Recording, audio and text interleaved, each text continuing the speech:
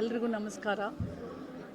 ನನ್ನ 3 ದಿವಸಗಳ ಬಿಜಾಪುರ್ನ ಪ್ರವಾಸದ ಕಡೆಯ ದಿವಸ ಇವತ್ತು ರಿವ್ಯೂ DC SP CO ಅವ್ರ ಜೊತೆ ಇತ್ತು. ಅವರು 3 ಜನ ನೆನ್ನೆ ರಾತ್ರಿ ಆ ಇಟ್ಟಿಗೆ ಗೂಡಿನಲ್ಲಿ ಆ 3 ಜನಕ್ಕೆ ಹೊಡಿತಾರಲ್ಲ, ಅದು ಭಾಳ ದೊಡ್ಡ ಇಶ್ಯೂ ಆಗಿರೋದ್ರಿಂದ ಅದು ಅಲ್ಲಿ ವಿಧಾನಸೌಧದಲ್ಲಿ ಇವತ್ತು ಇವರು 3 ಜನ ಅದರ ವಿಚಾರಣೆ ಏನೇನು ಆಗಿದೆ ಅನ್ನೋದಕ್ಕೆ ಇವರು ಅಲ್ಲಿ ಕಂಪಲ್ಸರಿ ಇರಲೇಬೇಕಾಯಿತು. ಬಿಕಾಸ್ SC ST ಆ ಕಮಿಟಿ ಇದರಿಂದ. ಸೊ ಹಾಗಾಗಿ ಅವರ ಎಲ್ಲ ಸಬಾರ್ಡಿನೇಟ್ಸ್ ಇವತ್ತು ನನ್ನ ಜೊತೆ ಇದ್ದರು. ಬಟ್ ನನಗೆ ಫೋನ್ ಮುಖಾಂತರ ಸಹ ಹೇಳಿದ್ರು, ಯಾಕಂದರೆ ರಾತ್ರಿ ಅವರು ನನಗೆ ಭೇಟಿ ಮಾಡೋಕ್ಕಾಗಲಿಲ್ಲ, ಅವ್ರು ಹಾಗೆ ಹೋದರು ಅಂತ. ಸೊ ಎಲ್ಲವನ್ನ ನಾವೇ DC ಮತ್ತು CO ನಾವೇ ಖುದ್ದಾಗಿ ಆ ಹಳ್ಳಿಗಳಿಗೆ ಹೋಗಿ ಆ ಕೆಲಸಗಳನ್ನು ಪೂರೈಕೆ ಮಾಡಿ ನಿಮಗೆ ರಿಪೋರ್ಟ್ ಕೊಡ್ತೀನಿ ಅಂತ ಹೇಳಿದರು. ನಾನು ಕೆಲವೊಂದು ಎಲ್ಲಿಂದ ನಮಗೆ ತುಂಬ ಸಮಸ್ಯೆಗಳು ನನ್ನ ಆಯೋಗಕ್ಕೆ ವರದಿ ದೂರು ಬಂದಿತ್ತು, ಆ ಹಳ್ಳಿಗಳನ್ನು ನಾನು ಚೂಸ್ ಮಾಡಿಕೊಂಡಿದ್ದೆ. ಅಂದರೆ ಕುಡಿಯೋ ನೀರು, ಅಂದರೆ ಅಲ್ಲಿರೋ ಮಹಿಳೆಯರಿಗೆ ಕುಡಿಯೋ ನೀರು, ಆ ಊರಿಗೆ ಹೋಗೋಕ್ಕೆ ರಸ್ತೆ, ಆ ಊರಿನಲ್ಲಿ ಚರಂಡಿ, ಬಸ್ಸು, ಮತ್ತು ಇನ್ನೂ ಒಂದು ಮುಖ್ಯವಾದಿ ಅಂಗನವಾಡಿ ಮತ್ತು ಗೌರ್ಮೆಂಟ್ ಶಾಲೆ, ಆ ಶಾಲೆಗಳಲ್ಲಿ ಎಲ್ಲರೂ ಕಂಪ್ಲೇಂಟ್ ಮಾಡಿದ್ದು ನನಗೆ ಬಾತ್ರೂಮ್ ವ್ಯವಸ್ಥೆ ಮತ್ತು ಶೌಚಾಲಯಗಳು. ಇಷ್ಟು ನಾನು ಡೊಂಕು ಗ್ರಾಮ, ಅಡವಿ ಸೋಮನಾಳ ಅಂತಂದರೆ ಇದು ನೋಡಿ, it's just like a pilot survey. I can't ಎಲ್ಲನೂ ನಾನು ವಿಸಿಟ್ ಮಾಡಲಿಕ್ಕೆ ಆಗೋದಿಲ್ಲ. ಮತ್ತು ಅಡವಿ ಸೋಮನಾಳದಲ್ಲಂತೂ ರಾತ್ರಿ 12 ಗಂಟೆ ಸರಿಸುಮಾರು ರೋಡಲ್ಲೇ ಕಾಯ್ಕೊಂಡು ಅಲ್ಲಿ ಆ ಊರಿನ ಹೆಣ್ಮಕ್ಳು ನನ್ನ ಅಡ್ಡಗಟ್ಟಿ ನಮಗೆ ರಸ್ತೆ, ಕುಡಿಯೋ ನೀರು, ಅವ್ರು ಕೇಳಿದಿಷ್ಟೇ, ರಸ್ತೆ, ಕುಡಿಯೋ ನೀರು. ಅಲ್ಲಿ ಎದುರುಗಡೆ ಒಂದು ಶಾಲೆ ಇತ್ತು, ಆ ಶಾಲೆ ಬಾತ್ರೂಮ್, ಶೌಚಾಲಯಗಳು, ಇನ್ನೇನು ಅವ್ರು ಕೇಳಿದಿಲ್ಲ ನಮಗೆ. ಆಮೇಲೆ ಅವರು ಇಡೀ ಆ ಮನೆ ಮುಂದೆ ಇರೋ, ಅಂದರೆ ಮೇನ್ ರೋಡ್, ಆ ರಸ್ತೆನೇ ಎಲ್ಲ ಚರಂಡಿಮಯ, ಎಲ್ಲ ಹೊಲಸು ನೀರು, ಅದರೊಳಗಡೆ ಆ ಜನ ಬದುಕ್ತಾ ಇದ್ದಾರೆ. ಆಮೇಲೆ ಈ ಡೊಂಕುಮಡು ಗ್ರಾಮದ ಹತ್ರ ಒಂದು ಸೇತುವೆ ಇದೆ, ಅಲ್ಲಿ ಆ ಸೇತುವೆ ದುರಸ್ತಿ, ಸೇತುವೆ ಇಲ್ಲ.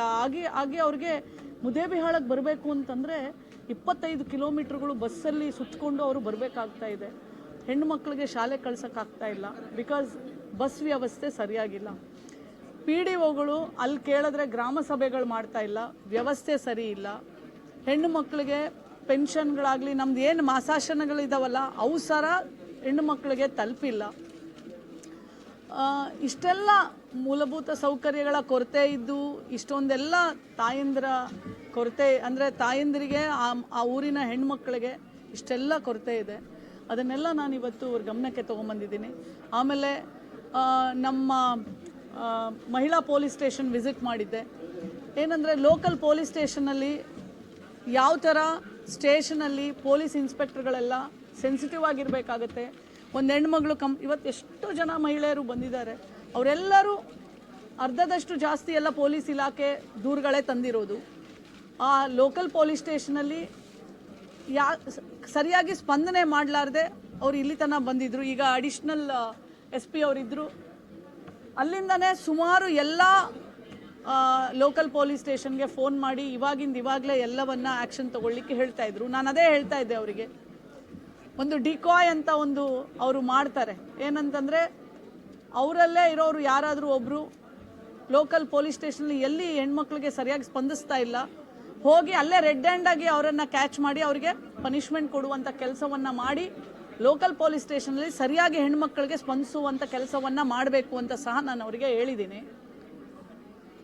ಮತ್ತು ಹೆಣ್ಣು ಮಕ್ಕಳ ಕಾಣೆ ಆಗಿರೋದು 2024ರಲ್ಲಿ ಇನ್ನೂ 40 ಕೇಸು ಬಾಕಿ ಇದೆ.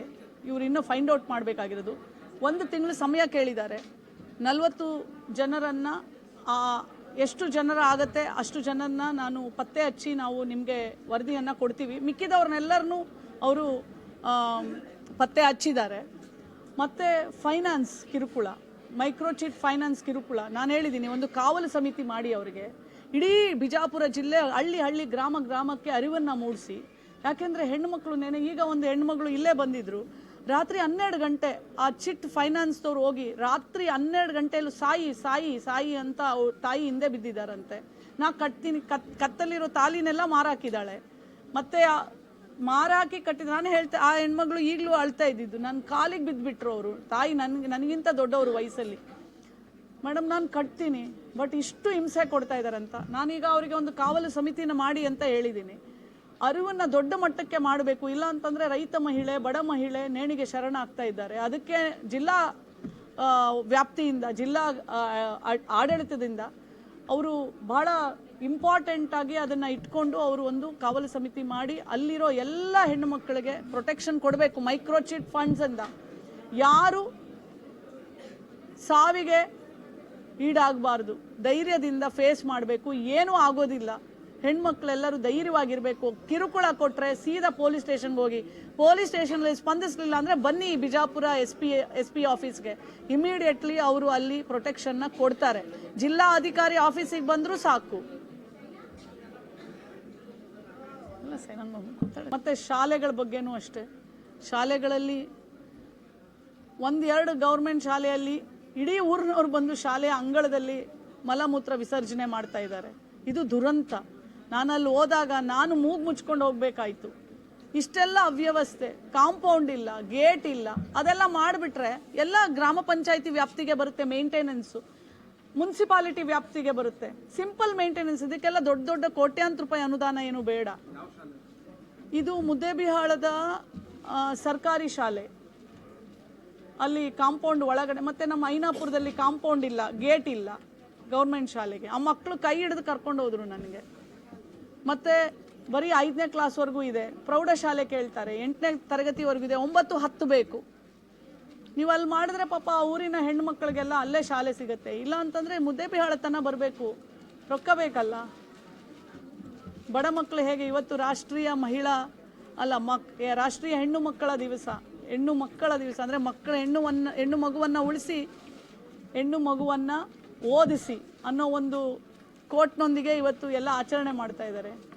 ನಾವು ಉಳಿಸ್ಬೇಕು ಮತ್ತು ಓದಿಸ್ಬೇಕು ಅಂತಂದರೆ ಮೊದಲಿಗೆ ಬಸ್ಸು, ಶಾಲೆಗಳು ರೆಡಿ ಆಗಬೇಕು. ಸೊ ಇಷ್ಟು. ಆಲ್ರೆಡಿ ನೋಡಿ, ನಾನು ಎಲ್ಲ ಜಿಲ್ಲೆಯಲ್ಲೂ ಹೇಳ್ತಾ ಇದ್ದೀನಿ ಆತ್ಮಹತ್ಯೆ. ಮತ್ತೆ ನಾನು ಅದನ್ನು ರಿಪೀಟ್ ಮಾಡೋಕ್ಕಾಗೋದಿಲ್ಲ. ನಾನು ಹೇಳಿದ್ದೀನಿ ಇಷ್ಟೂ. ಮತ್ತು ಏನಂತಂದರೆ ಇದು ಕ್ಯಾಬಿನೆಟಲ್ಲೂ ಚರ್ಚೆ ಆಗಿದೆ. ಬಾಣಂತಿಯರ ಸಾವು ಸಹ ನೀವು ನೋಡಿರ್ಬೋದು. ನಾನು ವರದಿಯನ್ನು ಸಂಪೂರ್ಣವಾಗಿ ಸರ್ಕಾರಕ್ಕೆ ಒಪ್ಪಿಸಿದ್ದೀನಿ.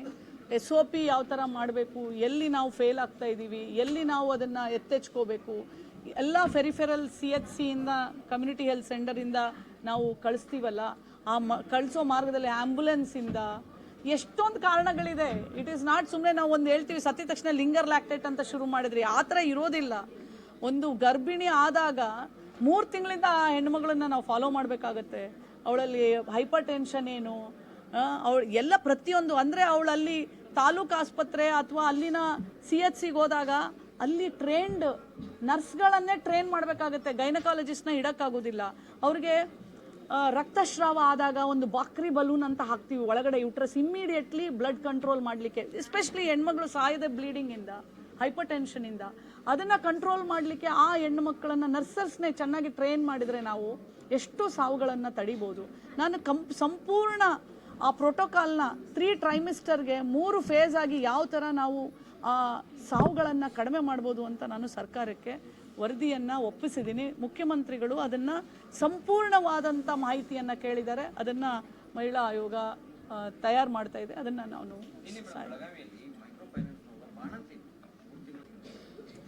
ಇವತ್ತಿಗೆ ನನಗೆ ಗೊತ್ತಿಲ್ಲ. I have not seen, but immediately SP has to intervene and immediately ಅವ್ರು ಯಾರಿದ್ದಾರೆ ಅವರನ್ನು ಅರೆಸ್ಟ್ ಮಾಡಬೇಕು.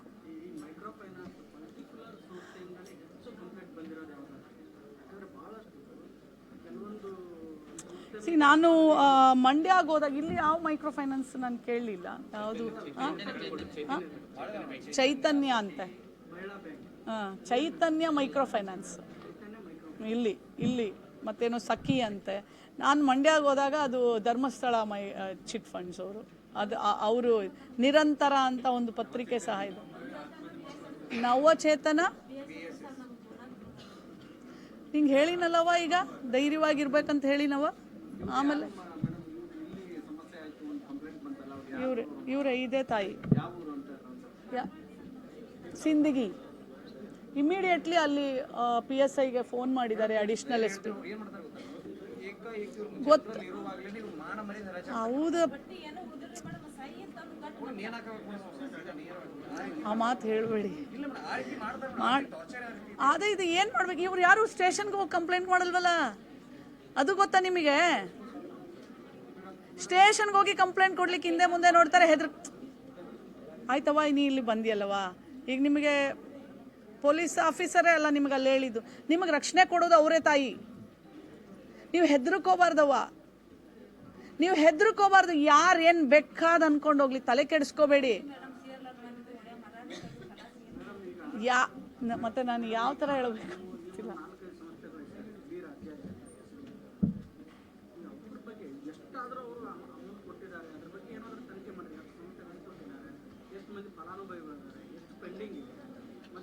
ಇದೆಲ್ಲ ಭಾಳ ಕಷ್ಟ ರೀ, ಅದನ್ನೆಲ್ಲ ತೊಗೊಳೋದು ಭಾಳ ಕಷ್ಟ. ಅದನ್ನೆಲ್ಲ ಸರ್ಕಾರ ಮಾಡಬೇಕಾಗತ್ತೆ. ಈಗ ಒಂದು ಪಾಲಿಸಿ ಮಾಡಲಿಕ್ಕೆ ಕ್ಯಾಬಿನೆಟಲ್ಲೂ ಮತ್ತು ಮಾಡ್ತಾ ಇದ್ದಾರೆ. ಯಾಕಂದರೆ ಇಡೀ ಕರ್ನಾಟಕದಲ್ಲಿ ಎಷ್ಟು ಫೈನಾನ್ಸ್ಗಳು ಎಲ್ಲೆಲ್ಲಿ ಎಷ್ಟೆಷ್ಟು ಕೊಟ್ಟಿದ್ದಾರೆ, ಅದೆಲ್ಲ it is a big task. And as a women commission we don't have system to work for it. We are very limited. ಒಂದು ತಿಳ್ಕೊಳ್ಳಿ, we don't have any kind of fund except salary and my TADA.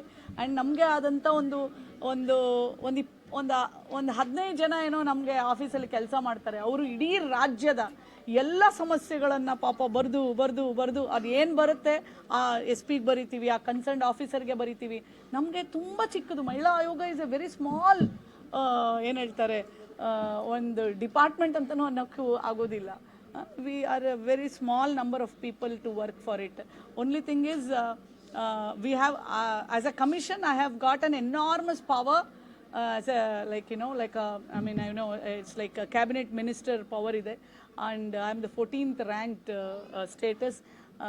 ನಮಗೆ ಎಲ್ಲ, ಯಾಕಂದರೆ ಹೆಣ್ಣು ಇಲ್ಲದೆ ಇರೋ ಯಾವುದೂ ಜಾಗ ಇಲ್ಲ. ಸೊ ಆಕಿ ಎಲ್ಲಿ ಅವಳಿಗೆ ಮೂಲಭೂತ ಸೌಕರ್ಯ ಇರ್ಬೋದು, ಅವಳ ರಕ್ಷಣೆ ಇರ್ಬೋದು, ಯಾವುದೇ ಇಶ್ಯೂ ಆದಾಗಲೂ we always be there voice. We try to ಅವರ ಒಂದು ಶಕ್ತಿಯಾಗಿ ನಿಂತ್ಕೊಳ್ಳೋಕ್ಕೆ ಪ್ರಯತ್ನವನ್ನು ಮಾಡ್ತೇವೆ.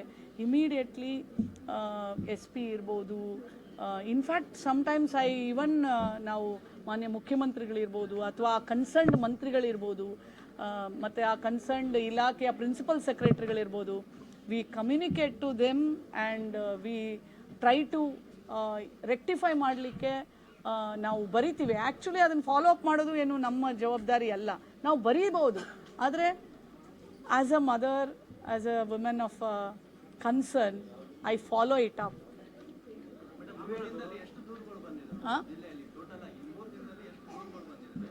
ನಾನು ಅದನ್ನು ಲೆಕ್ಕ ಹಾಕ್ಕೊಂಡಿಲ್ಲ. ಮೈಕ್ರೋ ಫೈನಾನ್ಸು ಒಂದೇ ತಾಯಿ ಇವತ್ತು ಇಲ್ಲಿಗೆ ಬಂದಿದ್ದು. ಆ್ಯಂಡ್ ಅಫ್ಕೋರ್ಸ್ ನಾನು ಹಳ್ಳಿಗೆ ಹೋಗಿದ್ನಲ್ಲ, ಅಲ್ಲೂ ಮೈಕ್ರೋ ಫೈನಾನ್ಸ್ ಹಾವಳಿದು ಹೇಳಿದ್ರು ಒಂದು ಹಳ್ಳಿಯಲ್ಲಿ. ಬಟ್ ಆ್ಯಸ್ ಅ ಬಂದಿರೋದು ಆ ತಾಯಿ ಒಬ್ಬರೇ. And can I make a move? ಅಲ್ಲ, ಅದನ್ನು ನಾವು ಅಲ್ಲಪ್ಪ, ನಾವು ಆಲ್ರೆಡಿ ನಾನು ಇಲ್ಲೂ ಹೇಳಿದ್ದೀನಿ ಅವರಿಗೆ, ಕಾವಲು ಸಮಿತಿ ಮಾಡಿ ಅವರನ್ನು ರಕ್ಷಣೆ ಮಾಡಿ. And we will write to the ಪ್ರತಿಯೊಂದು ಜಿಲ್ಲಾಧಿಕಾರಿಗಳಿಗೂ ನಾನು ಬರಿತೇನೆ, ಕಾವಲು ಸಮಿತಿ ಮಾಡಿ ಪ್ರತಿಯೊಂದು ಹೆಣ್ಣು ಮಗಳಿಗೆ ಆ ಅರಿವನ್ನು ಕೊಡಿ. ಯಾರು ಆ್ಯಕ್ಚುಲಿ ಹಾಗೆಲ್ಲ ಮಾಡೋ ಹಾಗೆ ಇಲ್ಲ. ಬಟ್ ಅದೇ ನೀವು ಹೇಳ್ದಂಗೆ ರಾತ್ರಿ 12 ಆದರೂ 1 ಆದರೂ ಎಲ್ಲರ ಮುಂದೆ ಬರೋದು. ಆಮೇಲೆ ಇನ್ಶೂರೆನ್ಸ್ ಮಾಡಿಸಿರ್ತಾರಂತ ಅವ್ರ ಹೆಸರಲ್ಲಿ. ಈ ಸಾಯಿ ಅಂದರೆ ಅವ್ರು ನೇಣಿಗೆ ಈಡಾಗಿದ್ರೆ ಅವ್ರಿಗೆ ಇನ್ಶೂರೆನ್ಸ್ ಕ್ಲೇಮ್ ಆಗುತ್ತೆ, ದುಡ್ಡು ತೊಗೊಂಡ್ಬಿಡ್ತಾರಂತ. That is what is happening. Thank you.